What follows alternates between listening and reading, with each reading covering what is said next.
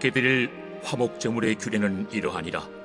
만일 그것을 감사함으로 드리려면 기름 섞은 무교병과 기름 바른 무교전병과 고운 가루에 기름 섞어 부은 과자를 그 감사 제물과 함께 드리고, 또 유교병을 화목제의 감사 제물과 함께 그 예물로 드리되 그 전체 예물 중에서 하나씩 여호와께 거제로 드리고 그것을 화목제의 피를 뿌린 제사장들에게로 돌릴지니라. 감사함으로 드리는 화목제물의 고기는 드리는 그날에 먹을 것이요 조금이라도 이튿날 아침까지 두지 말 것이니라. 그러나 그의 예물의 제물이 소원이나 자원한 것이면 그 제물을 드린 날에 먹을 것이요 그 남은 것은 이튿날에도 먹되 그 제물의 고기가 셋째 날까지 남았으면 불사를 지니, 만일 그 화목제물의 고기를 셋째 날에 조금이라도 먹으면 그 제사는 기쁘게 받아들여지지 않을 것이라. 드린 자에게도 예물답게 되지 못하고 도리어 가증한 것이 될 것이며 그것을 먹는 자는 그 죄를 짊어지리라. 그 고기가 부정한 물건에 접촉되었으면 먹지 말고 불사를 것이라.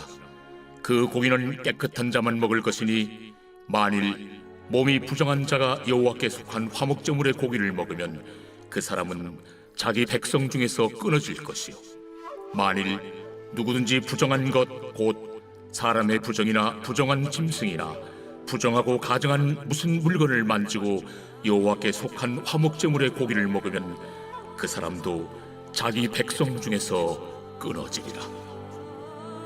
여호와께서 모세에게 말씀하여 이르시되 이스라엘 자손에게 말하여 이르라. 너희는 소나 양이나 염소의 기름을 먹지 말 것이요 스스로 죽은 것의 기름이나 짐승에게 찢긴 것의 기름은 다른 데는 쓰려니와 결단코 먹지는 말지니라. 사람이 여호와께 화제로 드리는 제물의 기름을 먹으면 그 먹는 자는 자기 백성 중에서 끊어지리라.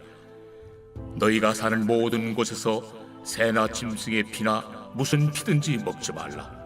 무슨 피든지 먹는 사람이 있으면 그 사람은 다 자기 백성 중에서 끊어지리라. 할렐루야. 오늘 말씀은 레위기 7장 11절부터 27절까지 말씀입니다. 오늘 말씀의 제목은 먹회와 목회입니다. 저는 신혼을 분당에서 시작했는데요. 그때 저는 평신도 사역자였고 저희 부서의 담당 목사님께서도 분당에 사셨습니다. 저희 교회는 그 당시에 서울의 강동 쪽에 있었죠. 거리가 좀 됐어요. 그 당시 주중 청년 예배가 신설이 되면서 저는 그때 찬양 인도자였거든요. 그래서 이 목사님과 자주 동행하게 되었는데 예배가 끝나고 나면 또 하나의 교제 시간이 되곤 했습니다. 이 목사님께서는 저를 많이 사랑하셔서 제 결혼식에 사회를 보시기도 하셨어요. 그리고 주중 예배를 마치고 이제 오는 길에 저를 태워주셨는데 그러면서 이제 야식을 먹는 시간을 가진 거죠. 우동, 오뎅, 잔치국수 이런 것들을 맛집만 찾아다니면서 먹었는데요. 그때 목사님께서 하루는 식사를 하시면서 이런 이야기를 하셨죠. 태정 형제, 목회는 먹회예요. 먹는 데서 목회가 시작됩니다. 이 이야기가 참 재밌었습니다. 그런데 목사님 말씀은 거기서 끝나지는 않았어요. 이런 이야기를 덧붙이셨죠. 태정 형제, 내 생각에 태정 형제가 목회를 할 것 같아서 하는 이야기인데 근데 먹는 것만 기억하면 또 안 돼요.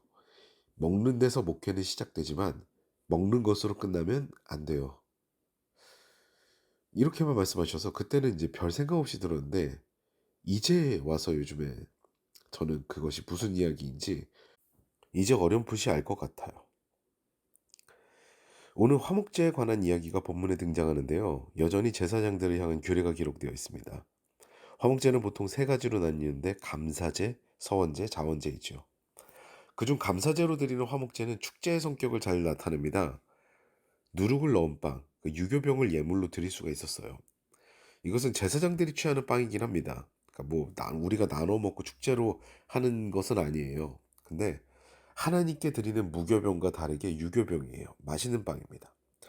하나님께서는 순수하게 드리는 우리의 마음을 받으시지만 우리가 이웃을 섬길 때는 좋은 마음으로 너희들이 원하는 것, 즐길 수 있는 것을 나눠라. 이렇게 말씀하신다는 것의 의미이죠. 그리고서는 화목 제물의 고기를 나누는 규례가 나오는데요. 여기서 제한적인 부분이 있습니다. 감사제의 고기는 당일에, 그리고 서원제와 자원제의 고기는 그 이튿날까지 먹는 것이 허용이 됩니다. 두 가지 의미가 있죠. 하나는 유통기한이 지난 고기로 인해서 병에 걸릴 위험을 방지하기 위함입니다. 그리고 다른 하나는 제사를 지내고 그 마음으로 나누는 시간에 제한을 두므로 그 예배의 마음일 때 교제를 나누며 그 이후에는 고기를 불사름으로 거룩함의 훼손을 방지하는 것이죠. 우리가 예배를 드리는 것 못지않게 중요한 것은 성도 간의 교제입니다. 믿는 자들이 서로 삶을 나누고 각자 삶에 역사하신 하나님을 기억하며 간증하며 찬양하는 시간은 서로에게 위로가 되고 힘이 되죠. 또 어려운 시기에 있는 형제 자매님들을 위로할 수 있는 계기가 되고요. 그런데 하나님께서는 예배 후의 교제에 관해서는 분명한 선을 그으십니다. 일반 교제 시간과는 다르지요. 주 안에서 모여서 교제하는 데서는 하나님께서는 제한을 두신다는 이야기입니다. 하나님을 예배하고 그 받은 은혜를 나누는 교제 자리에서는 절제가 필요합니다. 단순히 먹고 마시는 축제와는 다른 어떤 제한, 거룩함이 있어야 된다는 거죠. 구별됨이 있어야 된다는 겁니다. 주의 이름으로 모임은 앞서 말씀드린 대로 달라야 된다는 의미죠. 교회에서 교제를 할 때 문제가 생기는 것은요, 예배의 거룩함이 없는 모임일 때입니다. 말 그대로 먹회로 시작할 수는 있어요. 세상 이야기도 있을 수가 있습니다. 그런데 그것이 전부가 되면 안 돼요. 그것은 목회가 아닙니다. 먹회로 시작해서 먹회로 끝나면 그것은 목회가 되지 않는 것이죠. 세상의 이야기들이 하나님의 거룩함을 뒤덮게 되면요, 모임에서 시험에 드는 경우가 생기는 겁니다. 그러므로 주님의 이름으로 모인 자리는 늘 주님을 기억하고 주님의 역사를 찬양하며 거룩한 마음을 가진 다소 제한적인 축제가 됩니다. 인간은 자유로운 존재지요. 하나님께서 자유의지를 주셨습니다. 그런데 신앙생활은 그 자유의지를 얼마나 하나님 앞에 복종시키느냐에 따라서 깊이가 달라집니다. 내가 말하고 싶은 것을 제한하고 하나님께서 원하시는 언어를 사용하는 것이 우리의 언어 습관이 되어야 되고요. 내가 하고 싶은 것을 제한하고 하나님께서 원하시는 일을 하는 것이 우리의 행동이 되어야 하는 것이죠. 이것이 신앙생활입니다. 이런 삶을 알기 위해 말씀을 듣는 것이고요. 기도하며 찬양하며 예배 자리로 나오는 것이죠. 주의 이름으로 모인 모임도 여전히 세상과는 다른 구별한 거룩함이 있어야 합니다. 사랑하는 여러분, 주님을 깊이 신뢰하게 되고 참 그리스도의 제자가 되면요, 거룩한 삶을 소원합니다. 그런 사람들이 모인, 그 거룩한 사람들이 모인 공동체가 거룩한 공동체, 에클레시아, 즉 교회인 것이지요. 이제 우리 교회도 소그룹 모임을 준비할 텐데요. 세상의 이야기보다는 주님의 말씀을 나누며 그 말씀으로 서로 위로를 받고 그 감동으로 삶을 살아가는 공동체들이 건강하게 섰으면 좋겠습니다. 그런 공동체가 하나하나 건강하게 서기를 바라는 마음으로 오늘 새벽에도 주님 앞에 나아가 간절히 기도하시고요.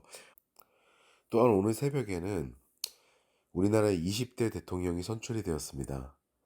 이 대통령을 통하여서 우리나라가 하나님을 더욱더 두려워하고 그 하나님의 뜻에 따라가는 우리나라가 되게 하여 주시옵소서라는 그런 기도를 드렸으면 좋겠고요.